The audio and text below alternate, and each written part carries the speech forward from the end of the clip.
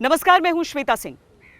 एक अदृश्य दुश्मन से सांसों की लंबी जंग चल रही है। इंसान इससे बचने का एक रास्ता निकालता है, लेकिन यह वायरस उस पर अनेकों स्पीड ब्रेकर बना देता है। बिना लक्षण वाले मरीज सामने आने लगे हैं। अपने आप को म्यूटेट करके तरह तरह के प्रकार में यह वायरस सामने आने लगा है। एक बार कोई ठीक हो जाता है तो दोबारा उसे कोरोना का संक्रमण घेर लेता है। लेकिन साथ ही इंसान भी पीछे नहीं है।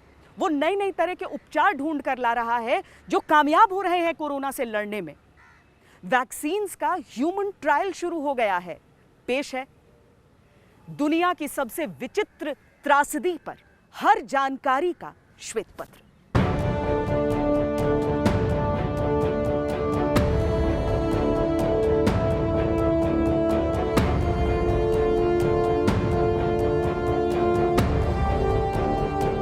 किसने सोचा था कि तीसरा विश्व युद्ध जब लड़ा जाएगा तो दुनिया के सारे देश एक साथ एक तरफ से लड़ेंगे। The team have accelerated that trials process, working with the regulator, the MHRA, who have been absolutely brilliant. Across the world, more than 6,000 people have been vaccinated with vaccines using a very similar technology. And this means we know a lot about this type of vaccination now. We consistently see very good vaccine safety and very strong immune responses after a single vaccination. लेकिन इसके बावजूद ये दुश्मन इतना शातिर है कि रोज कोई नया रूप धर कर छकाता है। जरूर खतरा लगता है। बिना मास्क पहन के अंदर आने का आनंद नहीं देते। ऐसे बिना हैंड ग्लोव्स हो गया, मास्क हो गया, खुद की प्रोटेक्शन करने के लिए जरूरी है कि आप जिसके आसपास जहाँ भी जाते हैं, किसके पास एक जैसे आप मिल रहे हैं, आपको पता नहीं है कि उनको है कि नहीं, बट उस प्रोटेक्शन के लिए आपको मास्क लगाना जरूरी है। आज श्वेत पत्र में हम आपको दिखाएंगे कि बड़ी संख्या में बिना लक्षण वाले कोरोना मरीजों का सामने आना बुरी खबर है या अच्छे संकेत। रूप बदलते इस वायरस के 30 प्रकार का मिलना इसे कितना खतरनाक बनाता है। ठीक होने के बाद मरीजों को दोबारा कोरोना संक्रमण क्यों हो रहा है। लॉकडाउन से निकलने का क्या रास्ता होता है और भारत कब तक इससे निकलने की उम्मीद करे। साथ ही एक अच्छी खबर ये कि कोरोना के खिलाफ विकसित की जा रही सुपर वैक्सीन सितंबर में ही मार्केट में आ सकती है और साथ ही भारत भी एक वैक्सीन का ह्यूमन ट्रायल शुरू कर सकता है। इसके अलावा कुछ और सवालों को लेकर देश भर में उथल पुथल। कोरोना संक्रमित शरीर के अंतिम संस्कार को लेकर परेशान करने वाली रिपोर्ट्स आई तो डॉक्टरों पर हमले की तस्वीरें भी झकझोर गई। ये जरूरी है कि इस अदृश्य दुश्मन से सांसों की इस जंग में हम एकजुट रहें और जानकारियों से लैस रहें। WHO के अनुसार कोरोना से संक्रमित मरीज 3 तरह के होते हैं। सिम्टोमेटिक मरीज यानी वो जिनमें कोरोना से जुड़े हुए सारे लक्षण नजर आते हैं। इसके अलावा होते हैं प्री सिम्टोमेटिक मरीज यानी कि वो जिनमें लक्षण से पहले वाला दौर नजर आ रहा होता है, यानी कि खांसी, छींक, जुकाम, इससे पहले गले में किसी तरह की तकलीफ, ऐसे सिम्टम आने वाले दिनों में धीरे धीरे इनके लक्षण साफ होते जाते हैं। और तीसरी श्रेणी मरीजों की होती है एसिम्टोमेटिक मरीजों की, यानी वो मरीज जिनमें लक्षण नजर ही नहीं आते, एक स्वस्थ शरीर जिसमें यह संक्रमण मौजूद रहता है। आजकल इस तरह के मरीजों की संख्या बहुत बढ़ रही है।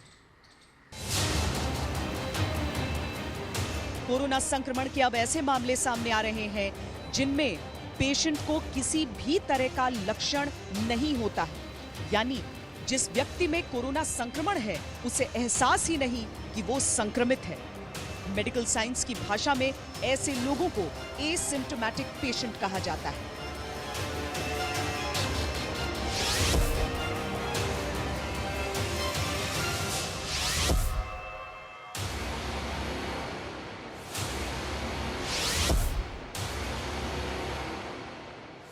चूंकि शरीर पूरी तरीके से स्वस्थ नजर आता है, ये एसिम्प्टोमेटिक पेशेंट्स साइलेंट कैरियर्स होते हैं। यहाँ समझना जरूरी है कि अगर किसी शख्स में लक्षण नजर नहीं आ रहे लेकिन वो कोरोना पॉजिटिव है तो क्या ये खतरे की बात है। जब भी किसी मरीज को कोई संक्रमण होता है, चाहे वो मलेरिया हो, फाइलेरिया हो, ट्यूबरकुलोसिस हो या कोरोना की बीमारी हो, उसमें से केवल 10 से 20% मरीजों को ही सिम्टम्स होते हैं। 70 से 80% मरीजों को होता है इनकी खुद की इम्यूनिटी इतनी स्ट्रांग है, खुद की शक्ति इतनी ज़्यादा है कि उस संक्रमण को हल्के से सिम्टम आए और उनको वो अपने आप खुद ही क्रश कर देते हैं बजाय डॉक्टर की सलाह के, बगैर डॉक्टर के। अगर आप देखें आज तो हम 2020 में हैं, 100 साल पहले जब डॉक्टर नहीं थे, अस्पताल नहीं थे, तो भी सभी मरीज मर नहीं जाते थे। उनका खुद ही स्वतः ही बारी नेचर खुद ही उनका इलाज कर लेती थी। पर उसके रिस्क भी हैं काफी ज्यादा, क्योंकि अगर जो वो 15% लोग जो हैं वो बीमार होंगे और उनको हॉस्पिटलाइज करना पड़ेगा और उनको ट्रीट करना पड़ेगा और उनमें से भी कई लोग वेंटिलेटर पे जाएंगे, तो आप उसको मल्टीप्लाई करें हिंदुस्तान की संख्या कितनी है। ये प्रॉब्लम है कि हमारी पॉपुलेशन इतनी बड़ी है कि वो स्मॉल परसेंटेज भी बहुत बड़ी ऐड हो जाती है। तो अगर जो हमारी पॉपुलेशन ही 1.5 करोड़ के करीब है या 1.3 करोड़ है, जितनी भी है, उसके अंदर 3% भी बहुत बड़ी तादाद है। तो इसीलिए हमें तो हर एफर्ट करनी है कि इन लोगों को डिटेक्ट करना है, चाहे सिम्टोमेटिक या एसिम्टोमेटिक, और इनको अभी आइसोलेट करके ये जितना हम इसको रोकथाम कर सकते हैं वो अभी करनी है।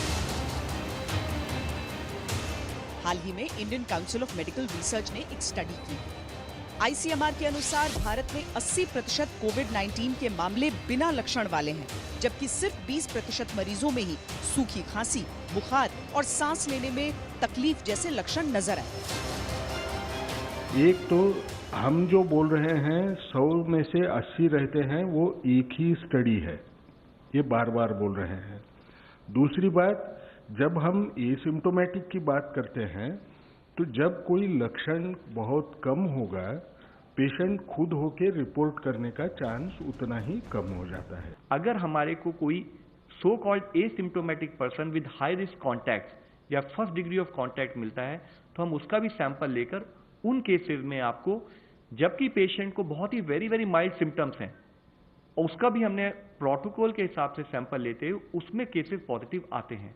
तो दिस एक्चुअली फैसिलिटेट, ये हमें सपोर्ट करता है कि हम पेशेंट को टाइम पर आइडेंटिफाई कर सकें, मॉर्टेलिटी कम कर सकें और पेशेंट को जल्दी ठीक कर सकें। आसान भाषा में समझा जाए तो जिन लोगों के शरीर में वायरस प्रवेश कर चुका है लेकिन उनके शरीर पर कोई प्रतिकूल असर नहीं कर पाया है, ऐसे पेशेंट एसिम्टोमेटिक कहलाते हैं। सवाल यह है कि आखिर एसिम्टोमेटिक मरीजों में लक्षण नजर क्यों नहीं आते? पर इसका खतरा ये है कि एसिम्टोमेटिक होते हुए अगर जो किसी को है तो ये प्रॉब्लम आ जाता है कि वो और लोगों को इन्फेक्ट कर सकता है, नॉट नोइंग कि उनको है। सो इसके दोनों पहलू देखने पड़ते हैं। सो एक हमारी हिस्ट्री में भी इंडिया में अभी तक यही एक्सपीरियंस आ रहा है कि बहुत सारे लोगों को बड़ा माइल्ड फॉर्म ऑफ कोरोना, मतलब 80-85% को ऐसा आ रहा है। 15% को एक्चुअली थोड़ा मोर सिवियर आ रहा है और उनमें से भी मोस्टली ठीक हो जाएंगे। 5% जो हैं जिनको तकलीफ ज्यादा होगी और उनमें से 2-3% को वेंटिलेटर पे भी जाना पड़ेगा। और इसलिए जब रैपिड टेस्टिंग का स्कोप आता है बीच में, वो इसी रीजन से आता है कि अगर जो हम रैपिड टेस्टिंग करें, स्क्रीनिंग करें कम्युनिटी में, तो हमें ये भी पता लग जाएगा कि कौन एसिम्टोमेटिक कैरियर्स हैं, उनको फिर भी क्वारंटीन किया जा सकता है जिससे वो औरों को ना फैलाएं। अब एक बात यह है कि नेचुरली अगर जो अनडिटेक्टेड लोग जा रहे हैं, जिनका कोई डिटेक्शन नहीं है, उनकी वजह से और लोगों को हुआ, उनको भी नहीं पता लगा, तो ये हर्ड इम्यूनिटी हो सकती है जो हेल्पफुल हो। अफसोस की बात क्या है कि ये पेशेंट्स को पता भी नहीं चलेगा कि हमको कोई बीमारी है, और अगर लॉकडाउन नहीं होता, अगर सोशल आइसोलेशन नहीं होता, तो यही मरीज इधर उधर घूमते और ये वायरस को फैला सकते। सिम्टम नहीं भी होता, एसिम्टोमेटिक भी पेशेंट जो होता है वो वायरस को बहुत फैला सकता है।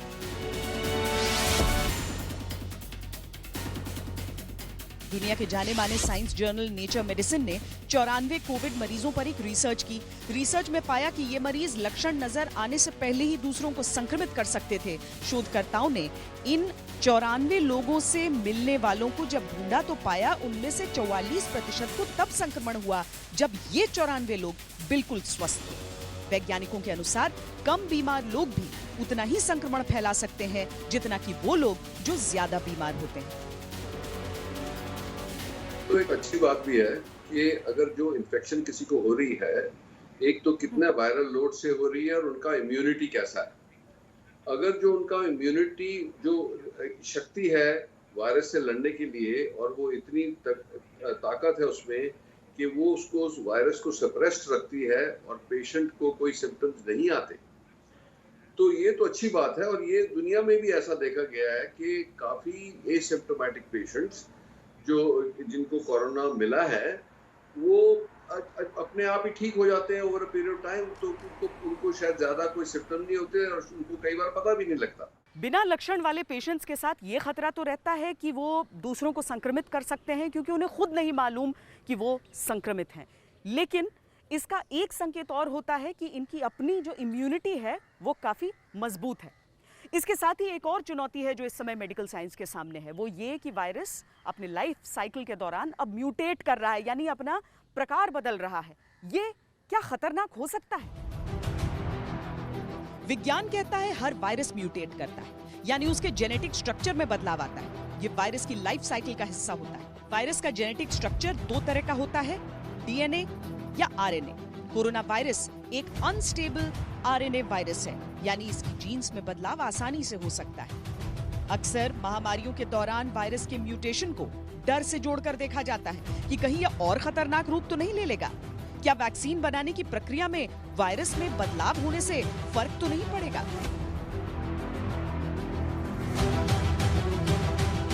अच्छी खबर यह है कि उतना ज्यादा म्यूटेट नहीं हो रहा है। हर वायरस धीरे धीरे अपने आप से म्यूटेट होता है, उसका अवतार जो होता है वो थोड़ा बदल जाता है। फ्लू वायरस तो हर साल इतना बदल जाता है कि नया ही वायरस जैसे हो जाता है, इसलिए हर साल सीजन में फ्लू आते जाता है, उसको सीजनल फ्लू बोलते हैं, और उसका वैक्सीन भी हर साल लेने पड़ता है। लेकिन ये तो वायरस का नेचर ही है।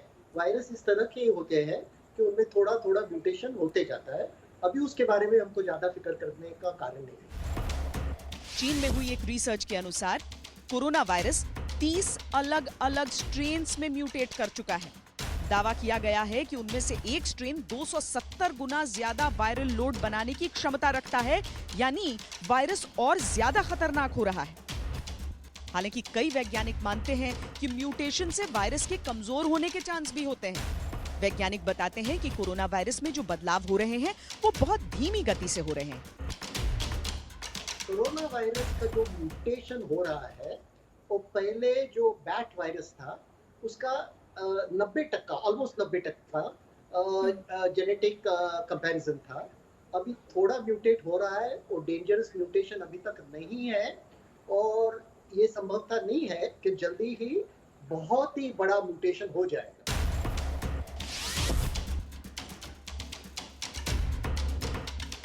दुनिया के कई देशों में लॉकडाउन खुलने का इंतजार है, लेकिन एक फिक्र भी है कि यात्रा पर लगी पाबंदी हटने के बाद कहीं कोरोना संक्रमण दोबारा तो नहीं फैल जाएगा। वुहान की एक क्वारंटीन फैसिलिटी के आंकड़ों के अनुसार ठीक हो चुके मरीजों में से 5 से 10% में दोबारा लक्षण देखे गए। कई दूसरे देशों में कुछ ऐसी रिपोर्ट्स भी आई जिनमें कोरोना के रिलैप्स होने का दावा किया गया। जानकारों के अनुसार ऐसी दवाएं देना जिससे इम्यून सिस्टम कमजोर पड़ता है, रिलैप्स की आशंकाएं बढ़ाता है। खराब टेस्टिंग किट्स जो शुरू में नेगेटिव रिपोर्ट्स दिखाती हैं, वो भी संक्रमण के वापस आने का कारण हो सकती हैं। हालांकि भारत में अभी तक दोबारा संक्रमण होने का कोई मामला सामने नहीं आया है। किसी भी बीमारी से बचने के लिए वैक्सीन जरूरी है, यानी टीका, और किसी भी वैक्सीन के बनाने में सबसे निर्णायक होता है इंसानों पर उसका परीक्षण, यानी कि ह्यूमन ट्रायल्स।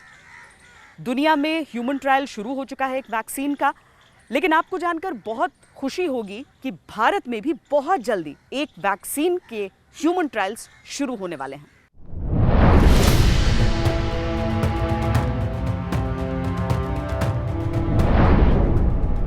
भारत में CSIR यानी council of scientific and industrial research ने वैक्सीन विकसित करने की दिशा में एक कदम आगे बढ़ाया है। CSIR ने कोरोना वायरस पर कुष्ठ रोग में इस्तेमाल होने वाली वैक्सीन माइकोबैक्टीरियम W का क्लिनिकल ट्रायल शुरू करने की तैयारी कर ली है। MW वैक्सीन को BCG परिवार का ही वैक्सीन माना जाता है। कुछ दिनों पहले ICMR ने कोविड पर BCG वैक्सीन के अध्ययन की बात की थी। CSIR ने ऐलान किया है कि वो जल्द से जल्द इंसानों पर इसका ट्रायल शुरू कर देगी। इसके लिए उसने मानवीय आधार पर drugs controller general of India से इजाजत भी मांगी है। CSIR ने जो कदम उठाया है वो ऐसा है कि एक MW नाम का टीका है, जिसको एक कंपनी जो है कैडिला फार्मास्यूटिकल, उन्होंने दिखाया है कि ये सेप्सिस को रोकने में काफ़ी सफल है। वैसे 50% से मोर्टेलिटी रेट घट जाता है MW से। इसलिए CSIR और कैडिला फार्मास्यूटिकल ने तय किया है कि हम लोग इसकी ह्यूमन ट्रायल करके देखें, जो कि ये ह्यूमन में सेफ है।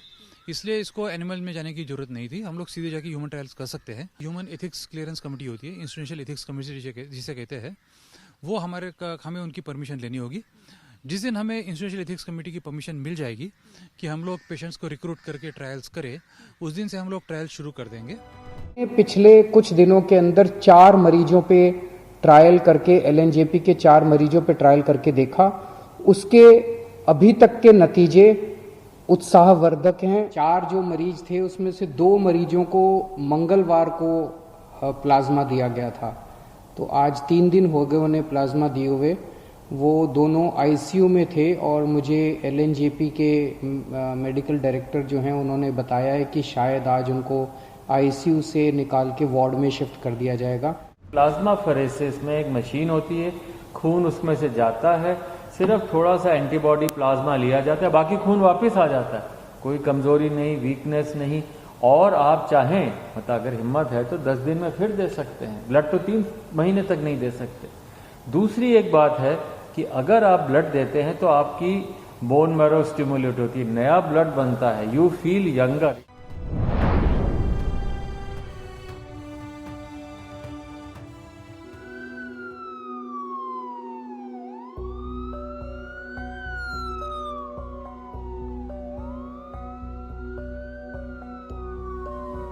पूरी दुनिया में कोरोना वायरस से पैदा हुई दहशत और डर का माहौल एक सुपर वैक्सीन की बदौलत खत्म हो सकता है।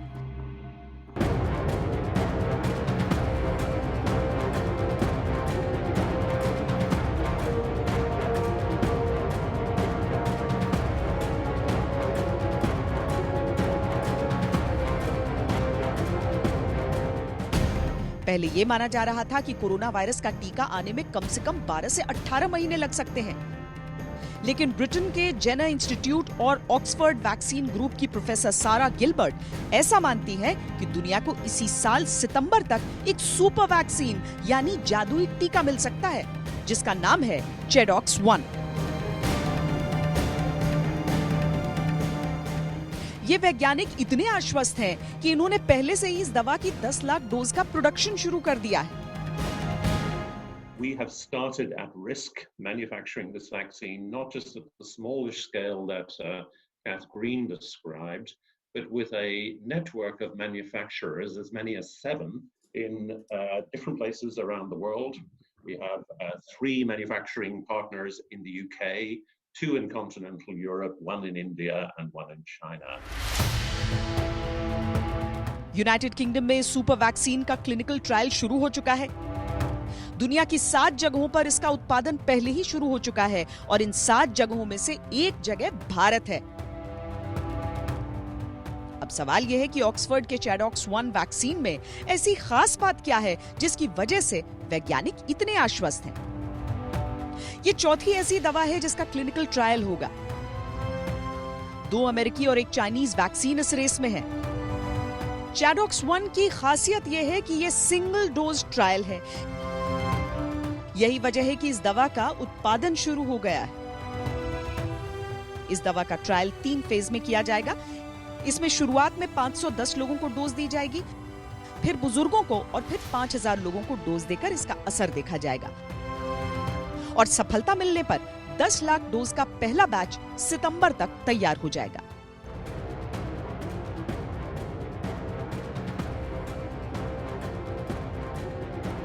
I have a high degree of confidence. This is my view because I've worked with this technology a lot, and I've worked on the MERS vaccine trials, and I've seen what that can do, and I think it has a very strong chance of working.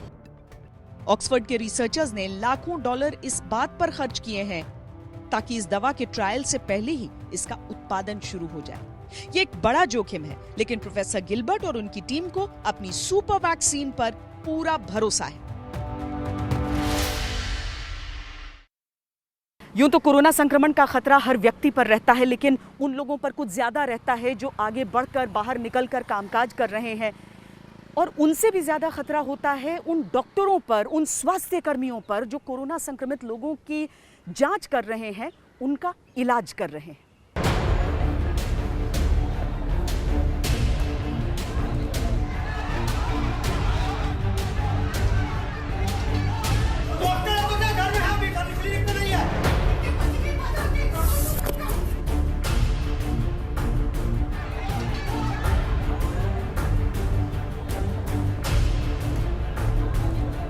कड़ी सजा का प्रावधान किया है। 3 महीने से 5 साल सजा हो सकती है अगर इन पर हमले हुए या कोई नुकसान किया।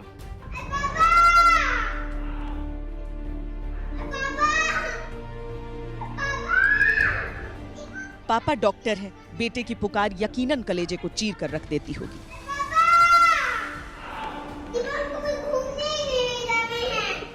मन कहता होगा पलटकर उसे एक बार गले लगा लें, रुक जाएं जरा देर और उसे बहला लें, तब चलें। लेकिन पल भर की देरी का मतलब एक डॉक्टर से बेहतर कौन समझ सकता है। डॉक्टर पापा रुकते नहीं, बेटे के आंसुओं पर भी, उसके बिलक बिलक कर रोने पर भी नहीं। मुझे लगता है कि हमारे घर में जो पूरा रिस्क है वो डबल है, फिर भी आपको इलाज करना है क्योंकि हमारा ये पेशा है और हम इससे इनकार नहीं कर सकते, और हमें जाना है, लोगों का इलाज करना है, और शायद सजग रह के, सचेत रह के शायद हम इस रिस्क को मिनिमाइज कर सकते हैं। मुश्किल हर रोज बढ़ रही है। एसिम्प्टोमेटिक पेशेंट्स को पहचानना नामुमकिन है।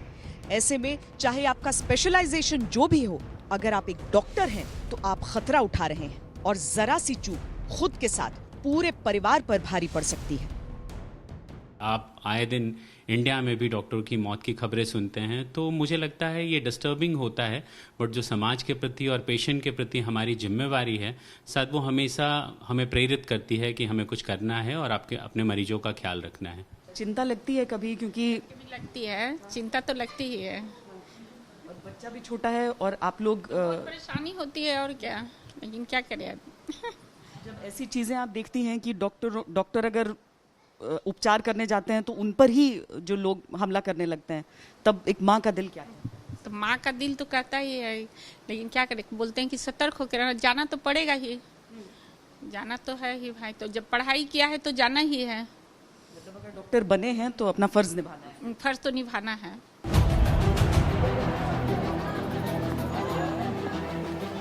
जरा सोचिए, जब इंदौर, मुरादाबाद, अलीगढ़, मुंगेर, औरंगाबाद, तेलंगाना या कहीं भी और से जब उन्मादी भीड़ के पत्थर से घायल डॉक्टर के सफेद गाउन पर खून के छींटे दिखते होंगे, तो हर डॉक्टर के परिवार को कैसा लगता होगा, दिल कितना दहलता होगा। जिन स्वास्थ्य कर्मियों पर पत्थर बरसाए जाते हैं, जिन पर हमला किया जाता है, जिन्हें पागलपन का शिकार बनाया जाता है, वो जिंदगी बचाने के लिए घरों से निकलते हैं। कई बार दूसरों को कोरोना संक्रमण से बचाते बचाते ये खुद संक्रमित हो रहे हैं और दुनिया को अलविदा कह रहे हैं। इंदौर के डॉक्टर शत्रुघ्न पंजवानी, मुरादाबाद के डॉक्टर निजामुद्दीन सहित तमाम स्वास्थ्य कर्मी देश की सेवा और मानवता की रक्षा करते हुए अपने परिवार को रोता छोड़कर हमेशा के लिए मौत की नींद सो गए। सैकड़ों की संख्या में संक्रमित हो रहे हैं। वो आज इन डॉक्टर्स के ऊपर जो अटैक्स हो रहे हैं उनके प्रति बहुत ज़्यादा व्यथित है, बड़ा पेनफुल महसूस कर रहे हैं, बड़ा जो है अपने आप को बहुत ज़्यादा डिस्टर्ब महसूस कर रहे हैं। लेकिन साथ ही साथ वो अपने कर्म से पीछे नहीं है। जिस तरह से वो दिन रात काम करके एक वॉरियर की तरह से सारे हेल्थ केयर वर्कर्स के साथ में काम कर रहे हैं, उसकी तारीफ़ आज हमारे प्रधानमंत्री जी ने भी की, हमारे हेल्थ मिनिस्टर ने भी की, सभी लोगों ने तारीफ़ की है। डॉक्टर्स का सम्मान बताने या समझाने की बात नहीं होनी चाहिए, ये सामाजिक संस्कार का विषय था, लेकिन दुर्भाग्य से सरकार को हस्तक्षेप करने के लिए मजबूर होना पड़ा। मेडिकल स्टाफ पर हमला गैर जमानती अपराध होगा। सरकार ने अपनी तरफ से साफ किया है कि किसी भी तरीके से डॉक्टरों को अगर और स्वास्थ्य कर्मियों को अगर निशाने पर लिया जाएगा तो उन पर हमला किसी भी सूरत में बर्दाश्त नहीं किया जाएगा। 123 साल पुराना जो महामारी एक्ट था उसमें संशोधन किया गया है और अब अगर कोई भी हमला करता है स्वास्थ्य कर्मियों पर तो उन पर 3 महीने से लेकर 5 साल तक की सजा उन्हें दी जा सकती है या फिर 50,000 से लेकर 2 लाख रुपए तक का उन पर जुर्माना लगाया जा सकता है। महामारी के संकट से जूझने वाले योद्धाओं को देश जब उन्हें सलाम कर रहा है, कुछ लोग उन पर हमले कर रहे हैं। अब यह होगा कि इस तरह का अपराध ये कॉग्निजेबल भी होगा और नॉन बेलेबल होगा। ये संज्ञान भी लिया जाएगा, संज्ञान योग्य भी होगा और जमानत न मिलने वाला होगा। 30 दिन में इसकी इन्वेस्टिगेशन पूरी होगी। सीनियर इंस्पेक्टर के लेवल पे ही इन्वेस्टिगेशन होगी और 1 साल में फैसला आएगा और सजा भी कड़ी सजा का प्रावधान किया है। 3 महीने से 5 साल सजा हो सकती है अगर इन पर हमले हुए या कोई नुकसान किया और 50,000 से 2 लाख रुपए तक का जुर्माना देना पड़ सकता है। इलाज होता है। अस्पताल के अंदर मरीज के साथ डॉक्टर सोशल डिस्टेंसिंग नहीं कर सकते। डॉक्टर और मेडिकल स्टाफ मरीज के बेहद नजदीक रहकर उसका इलाज करते हैं। बचाव के तौर पर उनके पास पर्सनल प्रोटेक्शन इक्विपमेंट यानी पीपीई होता है, लेकिन कोरोना संक्रमित मरीज में वायरस की संख्या इतनी तेजी से बढ़ रही होती है कि डॉक्टर और नर्सों पर खतरा बहुत बड़ा होता है। कई बार तो पूरी दुनिया से जिस तरह की रिपोर्ट्स आई हैं उनके अनुसार संक्रमित होने के बावजूद डॉक्टर इलाज करते रहते हैं। WHO के अनुसार 1000 लोगों पर 1 डॉक्टर होना चाहिए, लेकिन भारत में यह अनुपात बहुत कम है। Central bureau of health intelligence के अनुसार भारत में 1445 लोगों पर 1 डॉक्टर है और अगर सिर्फ सरकारी डॉक्टरों की बात की जाए तो भारत में 10,926 मरीजों पर 1 एलोपैथिक डॉक्टर है। एक रिसर्च के अनुसार भारत में 6 लाख डॉक्टरों और 20 लाख नर्सों की कमी है। ऐसे में कोरोना में किसी भी तरह से किसी डॉक्टर को खो देना देश गवारा नहीं कर सकता। देश में 200 से ज्यादा डॉक्टर्स और हेल्थ वर्कर्स कोरोना पॉजिटिव हो चुके हैं, जिनमें से कुछ की तो जान भी जा चुकी है। लॉकडाउन 2.0 की जो मियाद है वो 3 मई को पूरी हो रही है और उसी दिन कुल 40 दिन लॉकडाउन में भारतवासियों के बीत जाएंगे। बाकी देशों से तुलना में देखते हैं कि इतने दिनों का लॉकडाउन क्या काफी है?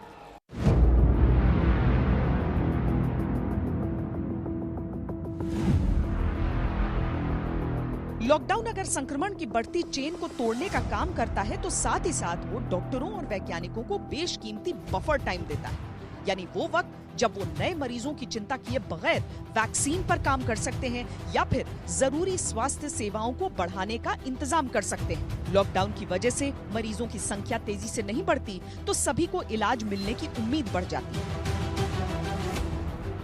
भारत को स्टेज 2 से स्टेज 3 में जाने से रोकने के लिए पीएम मोदी ने 25 मार्च से संपूर्ण लॉकडाउन कर दिया था।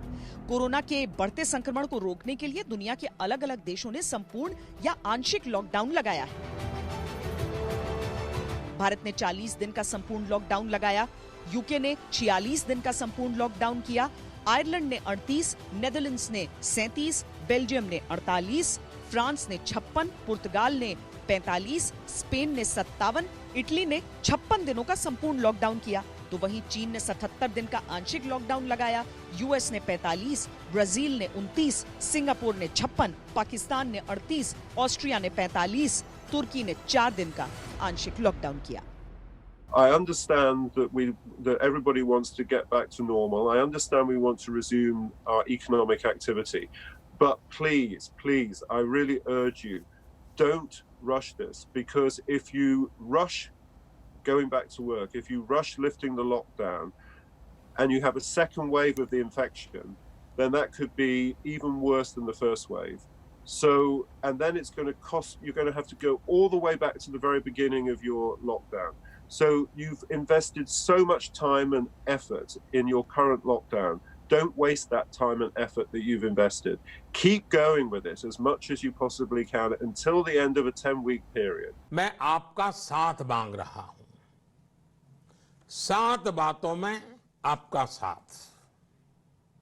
पहली बात, अपने घर के बुजुर्गों का विशेष ध्यान रखें, विशेषकर ऐसे व्यक्ति जिन्हें पुरानी बीमारी हो। दूसरी बात, लॉकडाउन और सोशल डिस्टेंसिंग की लक्ष्मण रेखा का पूरी तरह पालन करें। तीसरी बात, अपनी इम्यूनिटी बढ़ाने के लिए आयुष मंत्रालय द्वारा जो निर्देश दिए गए हैं उसका अगर हम पालन करें, गर्म पानी है, काढ़ा है, इनका निरंतर सेवन करें। चौथी बात, कोरोना संक्रमण का फैलाव रोकने में मदद करने के लिए Aarogya Setu mobile app, Aarogya Setu mobile app जरूर डाउनलोड करें। पांचवी बात, जितना हो सके उतने गरीब परिवार की देखरेख करें। छठी बात, आप अपने व्यवसाय, अपने उद्योग में अपने साथ काम करे लोगों के प्रति संवेदना रखें, किसी को नौकरी से न निकालें। सातवीं बात, देश के कोरोना योद्धाओं, हमारे डॉक्टर, नर्सेस, सफाई कर्मी, पुलिसकर्मी, ऐसे सभी लोगों का हम सम्मान करें, आदर पूर्वक उनका गौरव करें। कोरोना वायरस ने जीने का तरीका बदला है, तो इसके साथ ही मौत के बाद के रिवाज भी बदले। अंतिम संस्कार कैसे किया जाए, इस सवाल ने लोगों को इतना मथ दिया है कि उसमें कंधा नहीं दिया जाता। उसमें जैसे एम्बुलेंस से जैसी बॉडी उतारते हैं तो वो स्ट्रेचर होता है, स्ट्रेचर बॉडी ली अंदर बॉडी लेके जाते हैं सीएनजी में, वहां से उसे उठा के प्लेटफार्म पर रख दिया जाता है। उन्हें कंधा नहीं दिया जाता उस बॉडी को। कोरोना संक्रमण से मरे व्यक्ति के शव के साथ विशेषज्ञों की टीम आती है, जिनकी देखरेख में अंतिम संस्कार किया जाता है। शवदाह के बाद उस पात्र को भी सैनिटाइज किया जाता है जिसमें शव को रखा जाता है। इस वक्त परिजनों को भी पास जाने की अनुमति नहीं होती। अंतिम विदा के तौर तरीकों पर कोरोना संक्रमण भारी है, तो अंतिम यात्रा की सूरत भी अब पहले जैसी नहीं रही। 4 कंधे चाहिए होते हैं शव को, बस 4 कंधे ही मिल पाते हैं। शोकाकुल परिवार के बाकी सदस्य घर की देहरी के पीछे ही रुक जाते हैं। सोशल डिस्टेंसिंग का नियम अंतिम यात्रा के नियम से काफी आगे निकल चुका है। हम 4 या 5 लोग यहाँ पे आए हैं, वो भी एम्बुलेंस में साथ ही बैठकर, बस इससे ज्यादा नहीं है। हमें ये भी नहीं पता कि 20 लोगों की परमिशन है तो हम 20 लोग तो इकट्ठे करके ले चलें। मेरे 4 मामा, 4 मामियां, उनके बच्चे सब बड़े हैं, वो सब भी नहीं आए हैं। 22 अप्रैल को चेन्नई के डॉक्टर साइमन की मौत कोरोना संक्रमण से हुई थी। उन्होंने अपनी पत्नी से ससम्मान दफन करने की अंतिम इच्छा जताई थी। संक्रमण के डर से डॉक्टर साइमन का शव ले जाने वाली एम्बुलेंस पर हमला हो गया। कब्रिस्तान में उनको दफनाने से मना कर दिया गया। तमिलनाडु के स्वास्थ्य मंत्री के हस्तक्षेप के बाद शव को दफनाने की अनुमति मिली। आंध्र प्रदेश के अंबतूर में एक डॉक्टर की मृत्यु के बाद भी उनके शव को इसी तरह के विरोध का सामना करना पड़ा था। मेघालय के 69 वर्षीय एक डॉक्टर की संक्रमण से मृत्यु हुई तो उनका शव 36 घंटे अपने ही बनाए अस्पताल में पड़ा रहा। परिवार के लोग उन्हें घर के नजदीक कब्रिस्तान में दफनाना चाहते थे, लेकिन स्थानीय विरोध से ऐसा नहीं हो पाया। उन्हें चर्च के कैंपस में दफनाया गया। मुंबई के मालवणी में एक मुस्लिम बुजुर्ग को मौत के बाद कब्रिस्तान में दफन नहीं करने दिया गया तो उनका अंतिम संस्कार शमशान में करना पड़ा।